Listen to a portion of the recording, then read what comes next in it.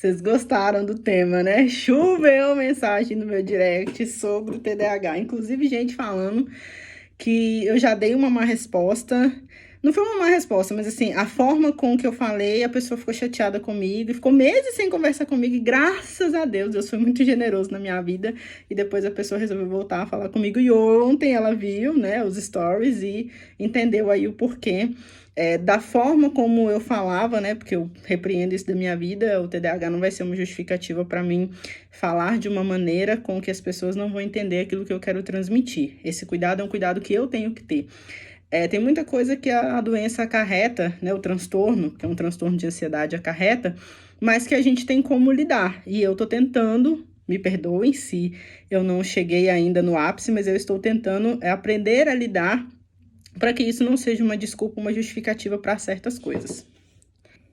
Mas assim, choveu de mensagem, gente falando, Michelle, eu acho que eu também tenho, Michelle, eu só posso ter esse negócio que não sei o que tá. Então vamos por partes, tá? Primeiro, o TDAH, ele é algo genético. Então, ou seu pai ou a sua mãe tem. Nem todo mundo que tem o TDAH tem a hiperatividade, tá? Tem pessoas que têm o TDAH e são hiperativas, tem pessoas que têm o TDAH e não são hiperativas. Por exemplo, uma das formas de você identificar se você é hiperativo ou não. Você está fazendo, às vezes, uma ou duas coisas, mas a sua cabeça está pensando em 3, 4 outras coisas diferentes que não é aquilo que você está fazendo naquele momento. Bem provavelmente você seja hiperativo, tá?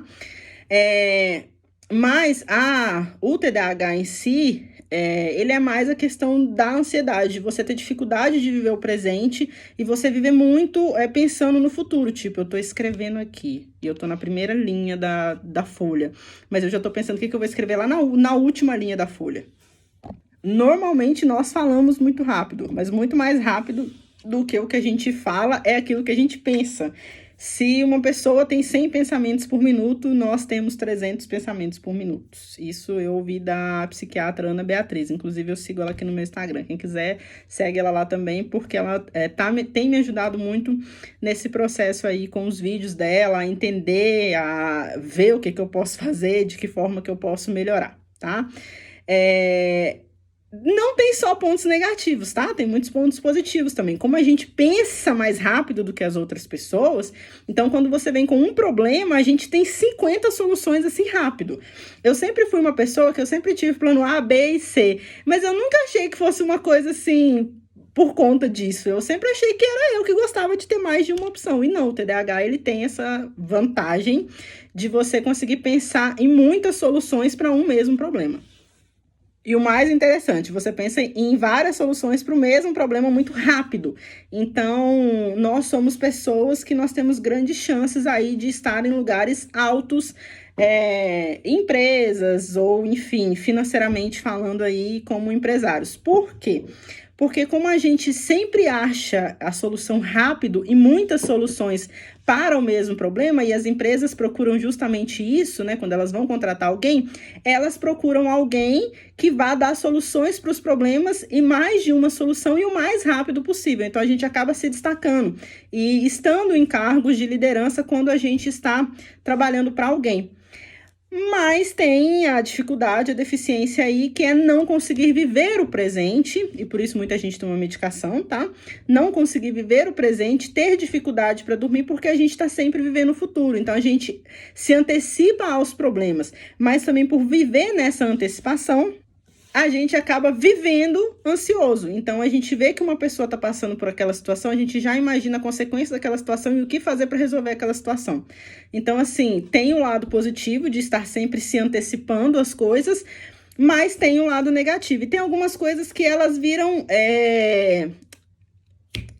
chaves, viram gatilhos para que o TDAH piore ou naquele momento realmente vire uma chavinha e a coisa desande. Por exemplo, para uma pessoa que tem TDAH, nunca, jamais, sob hipótese nenhuma, mande mensagem e apague antes da pessoa ver. Por quê? Porque a pessoa cria N situações na cabeça dela.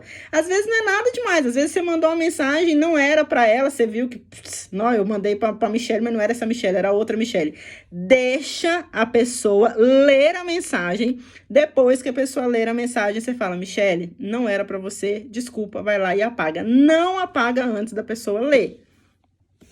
Por quê? Porque pra gente, você mandou alguma coisa pra gente, a gente já pensa assim, fulano tá chateado comigo, fulano tá com raiva de mim, fulano não sei o quê, não, mas fulano isso, o que será que era? Será que era pra me ajudar? Será que a pessoa tá precisando de... A gente já cria 1.200 situações. Outra coisa que a gente tem, assim, que é um gatilho também.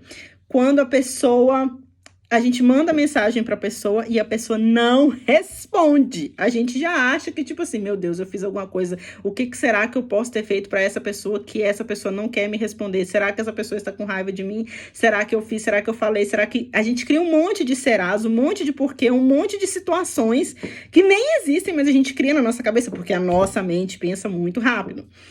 Então, assim... Quando a pessoa te manda mensagem, tenta, só tenta, responder o mais rápido possível. Outra coisa, nós normalmente somos pessoas muito metódicas. Por quê?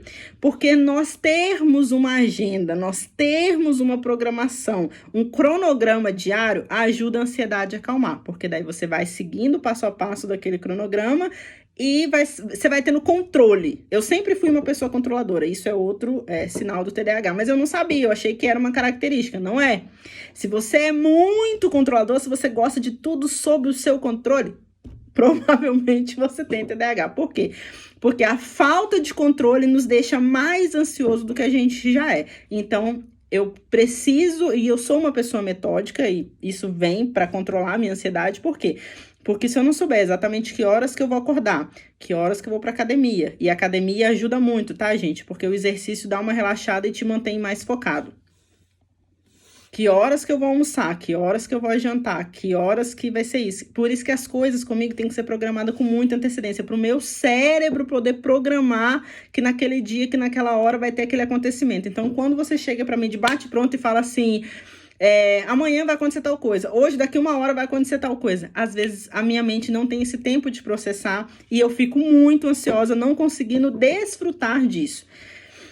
Nós também temos, né, como é um transtorno de ansiedade, tem algumas pessoas que têm crise de ansiedade, eu já tive algumas, as 2 piores foram em fevereiro, quando a gente foi e voltou para BH, mas essa é uma outra situação que depois eu conto para vocês. Então, assim, tem situações que nos colocam, que dão esse gatilho para nossa ansiedade. Então, assim, dá para conviver, sim, com uma pessoa que tem TDAH, assim como qualquer outro problema, enfim.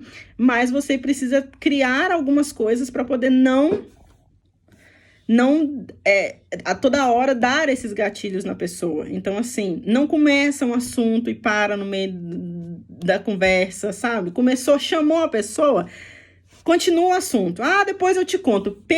Nunca faça isso com uma pessoa que tem TDAH. Começa uma coisa, depois eu te conto. Amanhã eu te conto. Tal dia. Não. Se você não está preparado para contar aquele assunto para uma pessoa que tem TDAH, não comece o assunto. Porque se você não começar, a pessoa não vai ficar pensando naquilo. Se você começa, a pessoa já só vai ficar naquilo. O que vocês precisam entender é que a nossa mente para na ansiedade. Então, se você falar comigo que você vai contar uma coisa amanhã, de hoje para amanhã eu só vou ficar pensando no que você vai me contar. Como eu falei, temos algumas vantagens. Uma delas é que a gente é muito criativo. Então, por isso que vocês vêm fazendo muita coisa nesse sentido. Então, assim, quando alguém me conta uma história, na minha cabeça, eu já começo a imaginar aquela história. Então, cuidado com as coisas que vocês me contam, porque às vezes eu tô ouvindo e tô imaginando a cena. Então, cuidado com os trem que vocês me contam. Gente, eu quero muito compartilhar muita coisa sobre isso com vocês. Se vocês se identificaram de alguma forma, me mandem, comentem aqui, porque eu vou fazer questão de responder cada um de vocês e tentar ajudar na medida do possível, na medida também que eu estou aprendendo, né, com todas essas coisas.